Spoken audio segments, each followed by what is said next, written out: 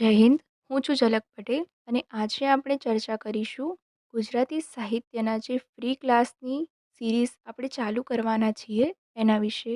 Free class ચાલુ કરવાનો મુખ્ય ઉદ્દેશ યુપીએસસી પરીક્ષા દરમિયાન ગુજરાતી સાહિત્યનું જે જ્ઞાન મેં મેળવ્યું છે એને વિદ્યાર્થીઓ સુધી પહોંચાડવું, જેનાથી આ પરીક્ષામાં ઓપ્શનલ વિષય તરીકે ગુજરાતી સાહિત્ય રાખવામાં તેમને સરળતા પડે. આપણે આગળ ગુજરાતી સાહિત્યના સિલેબસ અને બુક લિસ્ટનો વિડીયો બનાવ્યો છે, જેનાથી તમને ખબર પડશે કે યુપીએસસી ઓપ્શનલમાં સાહિત્યના બેનિફિટ શું છે, પેપર પેટર્ન કઈ રીતની હોય છે, ઓપ્શનલ કેટલા માર્ક્સનું હોય છે અને એની તૈયારી કેવી રીતે કરી શકાય. આ સિરીઝની શરૂઆત આપણે પેપર 1ના ભાગ 2થી કરીશું, જેમાં સાહિત્ય સ્વરૂપો છે.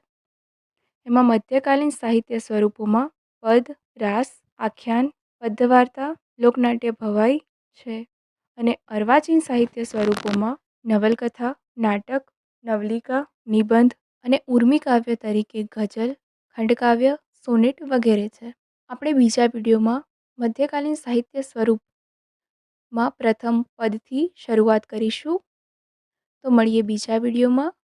ને ગુજરાતી સાહિત્ય રિલેટેડ કોઈ બી ક્વેરીઝ તમને હોય તો એ કોમેન્ટ સેક્શનમાં અમને જણાવો, જેથી તમારા પ્રશ્નોનું અમે નિરાકરણ લાવી શકીએ. Thank you. જય હિન્દ, જય ભારત.